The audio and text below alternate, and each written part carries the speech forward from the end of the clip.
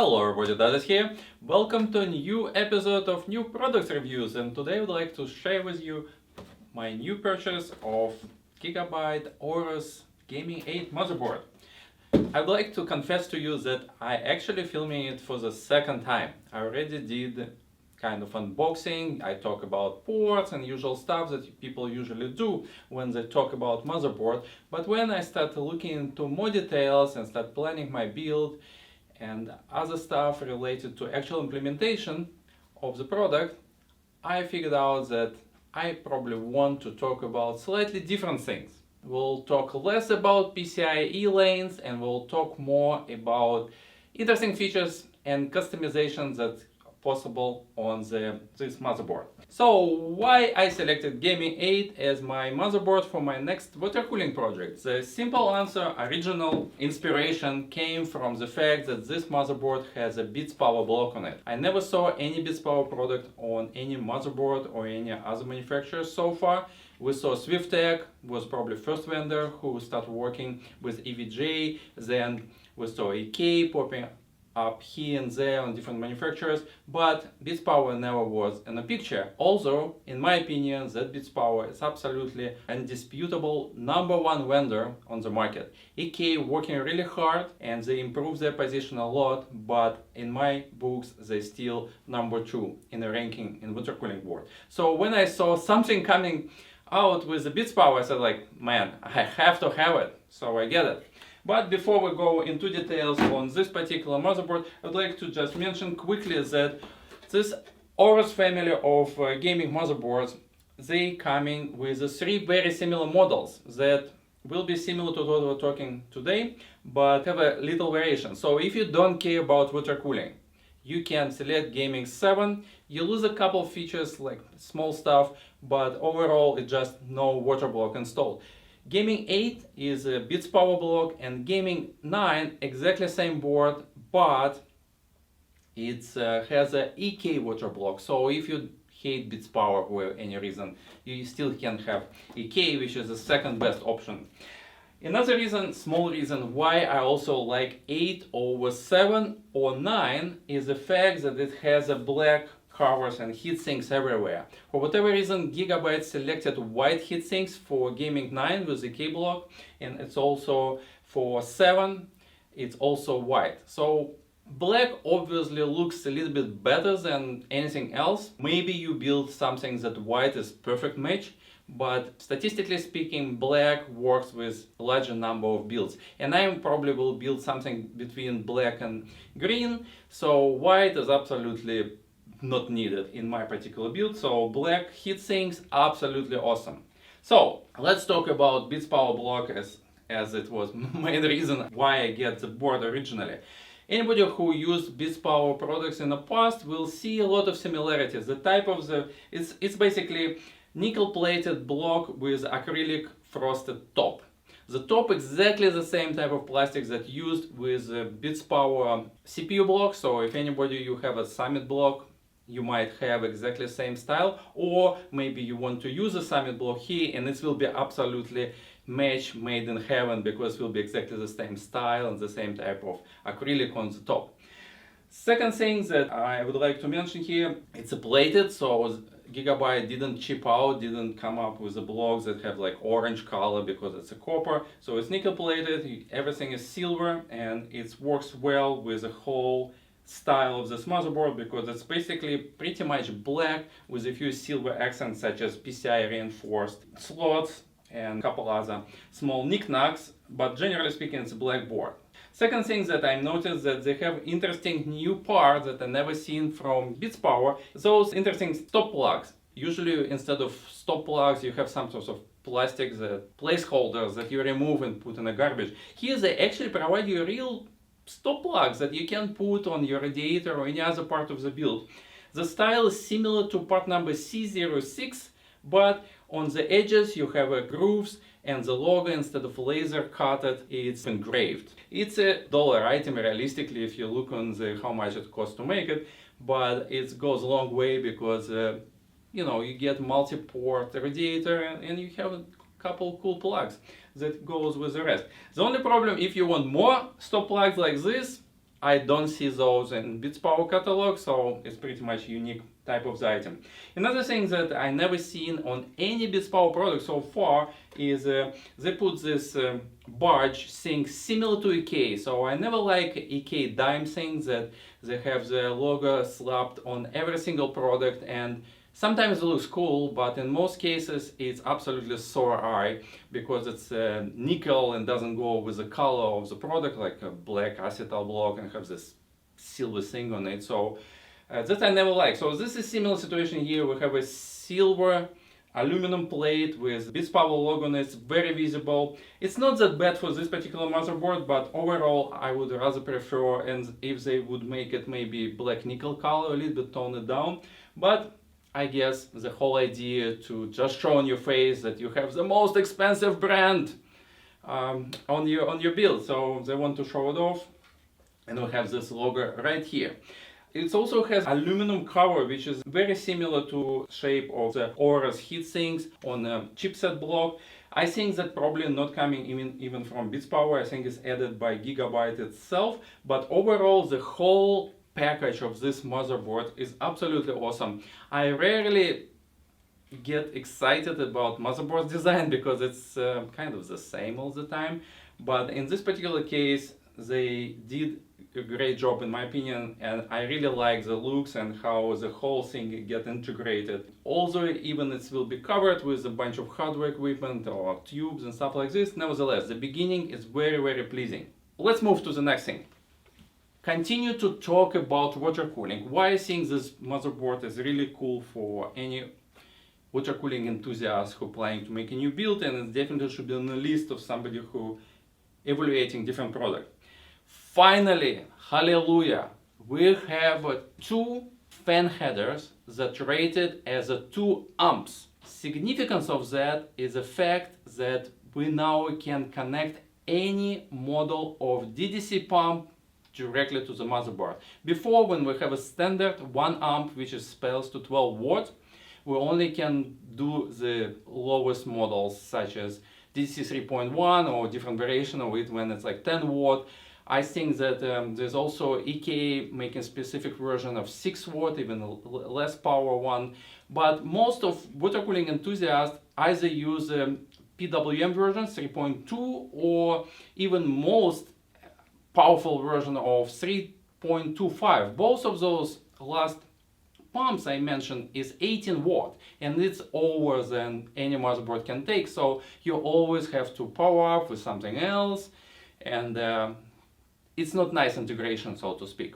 Here we can plug finally any DDC pump straight into motherboard. I really like this fact. I hope more and more manufacturers will come up with a larger number of powerful fan headers on the motherboard, so we have less trouble. Another way how we can use a 2 amp header is if you have a radiator with multiple fans. Before, you need to really carefully calculate how much wattage multiple fans will draw together, and if you put them in a splitter and connect to motherboard, you make sure you don't exceed 12 watt, otherwise you blow the header, which is not nice, especially if motherboard is expensive. Now with 2 amps you probably clear pretty much for like quad push-pull configuration on one header, and probably still be okay for most of the fans. Still you need to calculate carefully, but double room, my god, this is really good. So I'm really excited about that.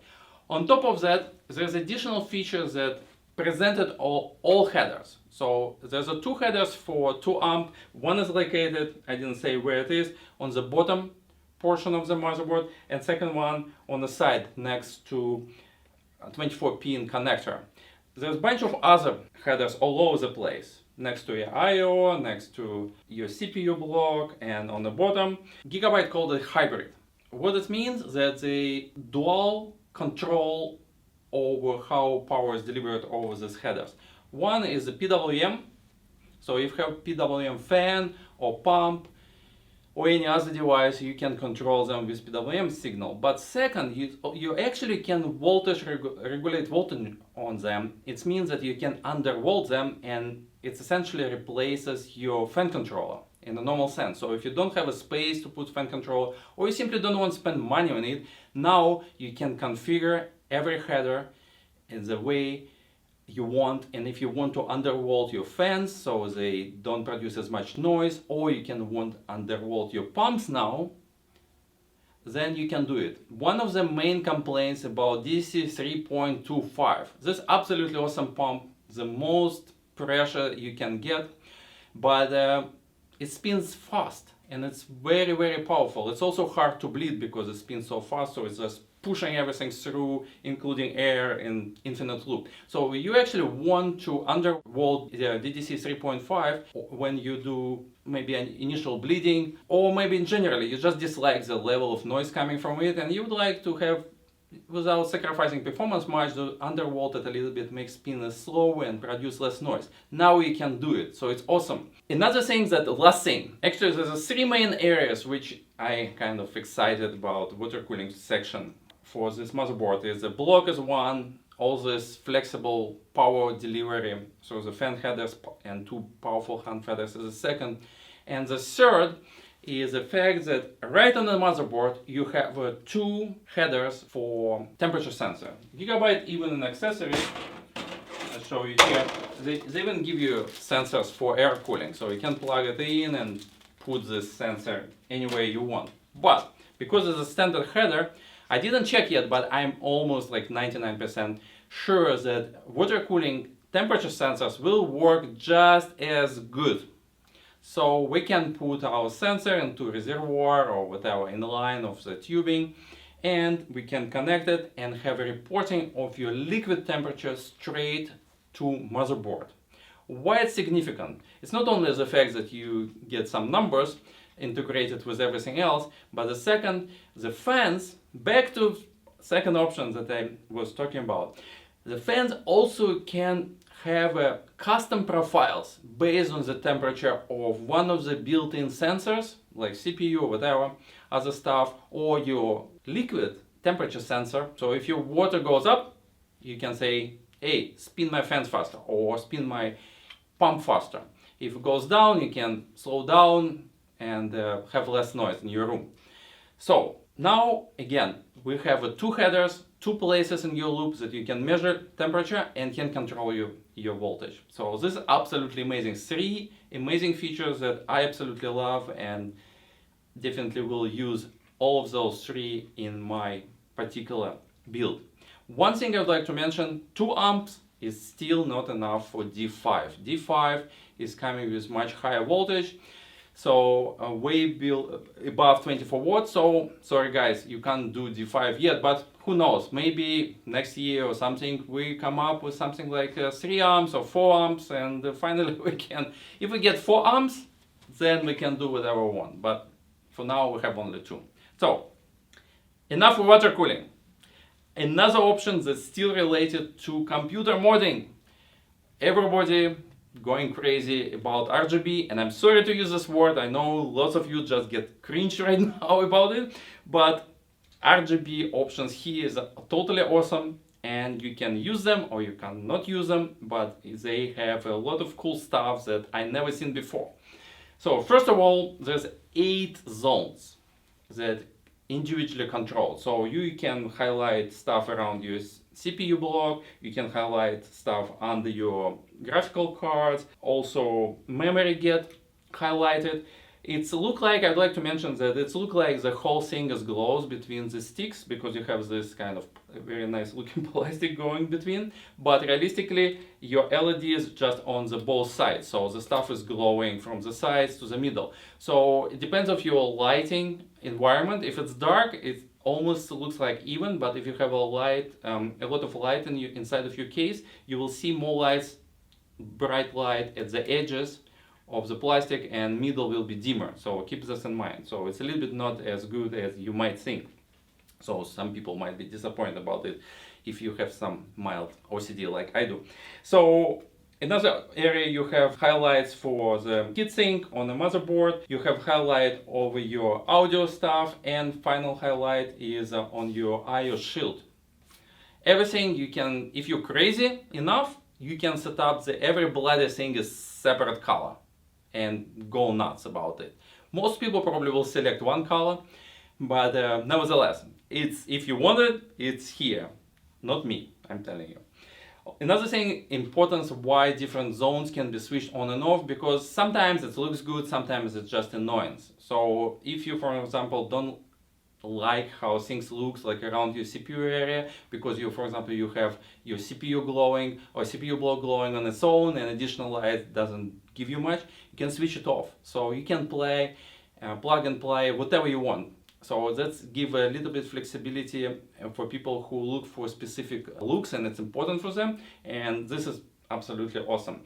Another thing that I never saw before, maybe somebody did it, but for me it was first time.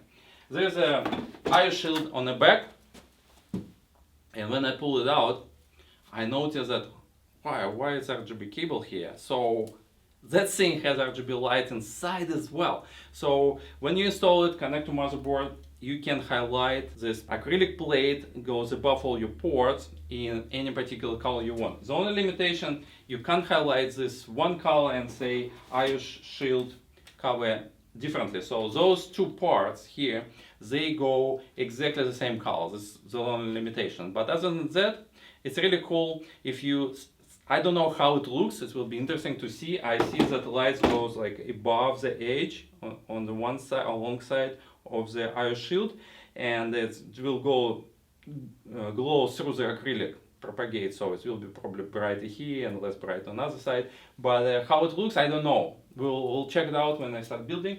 But so far, I never saw glowing iOS shield yet, at least in my personal possession. So I'm not saying Gigabyte is the first, because I don't know for sure. But it's interesting options that I personally really like. And moving further, so what other cool stuff are here? I'm personally not in audio a lot. I have my amplifier, I have a couple cool headsets, but I also a little bit deaf, so I'm not the right person, and I'm not very picky about audio options. But audio option here, it's kind of interesting. I wouldn't go too much into details, but I'd like to tell you a few things.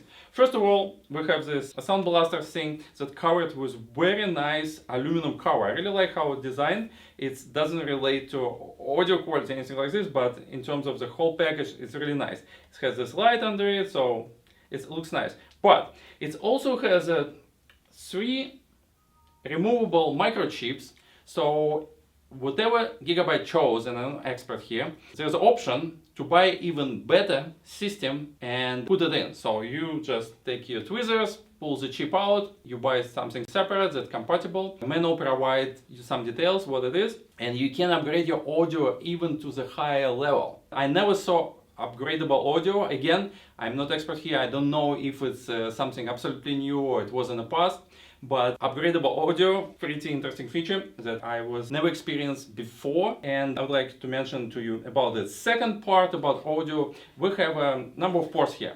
So standard stuff, as usual, as they're all color-coded and they have some meaning. So the 2 USB ports right below PS2 port for your keyboard, they color it like yellow or gold, whatever it is. They actually recommended for you to use for your external USB amplifier. Apparently you can configure so it will be a little bit like filtered type of signal, so there's the 2 ports you want to connect it, and you supposedly get better results than any other port. Another thing that, as long as we speak about totally random talk, but nevertheless, if we speak about those USB ports, there's a couple other USB ports. The blue ones is a standard USB 3, but there's 2 more, the total of 6. One is colored white, another red. So the white one is important. The white one, that's the only port you need to use on USB flash when you do BIOS upgrade. So if you want like Q-Flash thing, upgrade features that you put in new BIOS into your motherboard, that's where you stick it. You stick somewhere else, wouldn't work. So keep this in mind. Everything says in the manual, of course, but not everybody read manual, so I'd like to mention that. Other than that, this motherboard is very similar to X99 Ultra Gaming motherboard I was reviewed a few months ago. So I'll just skim on the couple features that I think important, but we don't go into many details. All PCIe slots reinforced 3 times more power required to break them off. So if you send system to a client or go to your LAN party or whatever, there's less chance to have any damage. Even your memory slots reinforced as well. I think it's less critical, but nevertheless, it's here. I think also this armor also provides some additional insulation from interference, if I'm not mistaken. Another thing that we have dual bias switches. You can say 1, 2, or switch between two biases. This was the same as many other Gigabyte motherboards. It's kind of standard feature for them by now. We have extended monitoring features. One is a standard display that shows your error. I always select motherboards that have it, because if something gets wrong, there's so many ways what's get wrong. So additional information always help. But additionally, they also have 4 LEDs that will highlight your problem, and they mark, if I'm not mistaken, like boot, VGA, RAM. So if you have any issues, kind of give you additional clues, which is nice. Finally, we have a bunch of buttons here, the same as many other motherboards from Gigabyte we had before. OC, Echo Mode, and the actual power button, which always welcome. I get excited about all this IO shield, and I forgot about another signature features for this motherboard that has additional 2 things that we need to talk about: lights. So a lot of talk about lights today. First thing is replaceable panel on the side of the motherboard. You have 2 LEDs on both sides that shine through the piece of acrylic attached to the motherboard, and you can easily remove it. It's just on those 2 plugs here. If you're handy enough, you can cut your own acrylic, and you can etch whatever logo you want, name of your build, name of your sponsor, name of your girlfriend or whatever, or your dog, and you put straight in your motherboard. How cool is that? I really like it. So I will look into that option and see if I can do it. I don't really have equipment, but maybe I have some friends who can cut it off for me, and so I'll have a cool stuff here. So this is one thing. Second thing is that we have headers on a motherboard that allows to connect external RGB lights. 2 of them, and each of them probably give you about a couple meters of RGB lights each. So if you want to wrap yourself into RGB stuff, you can do it. But there's one thing I noticed, that Gigabyte decided to go a little bit too fancy, and I don't 100% approve that. You notice that RGB connector on the motherboard has 5 pins, not 4 pins. And why is that? Because there exists kind of extended RGB light that has a traditional RGB chips on it, which give you whatever color you want, but you also have additional secondary chip, and it can be, let's say, white color if you want just a pure white, because RGB still doesn't provide very good white color. It's always a little bit bluish, so if you want really like warm yellowish type of light, it's better to have a white dedicated color. So you can buy this kind of strip, and you need additional power delivery to that additional chip on the strip. So basically you have power 1, which is like plus, that goes for every chip, but after that you have 3 channels for RGB and 4th channel for that white light or whatever other color attached to the strip. So why it's a problem? First of all, not everybody using this kind of type of devices. They most rare, I would say. Secondary, if you have any sort of connector or lights that you would like to plug into the motherboard, which comes with a standard 4-pin connector, housing will interfere with the 5th pin. So you either need to take a knife and cut plastic off the side of the housings to allow it to insert, or you basically just bend the 5th pin on the side, and so you can actually connect your connector in. So this is a little bit over engineering in my opinion, but keep in mind that when you see those RGB headers, they kind of 5 pins, and some people can say like, what the hell, it's supposed to be 4. Well, that's the why. So I'm explaining you now. One thing that I would like to conclude: when Gigabyte came with Aorus motherboard announcement, we saw it so many times, company coming and saying, oh, we make this new family and this will be amazing stuff, and everybody rejoice in the happiness after that. But in this particular case, I think Gigabyte actually hold to the word. They say they would like to make high-end motherboard with tons of features, and it will be really oriented not only for gamers but also for computer builders and modders and people who actually in generally computer enthusiasts. And I think that it 100% applies to this motherboard. There's so many features here that I personally haven't seen before. It allows me to make much more flexible decision making process, when I will plan my loop, when I plan my lighting options. So this is absolutely amazing products. Definitely we see finally when hardware manufacturers look very seriously for what modders actually need, and they deliver features that help modders to create unique type of the project. And for that, I can only applaud Gigabyte for providing this kind of products. So anyways, Aorus, pretty cool.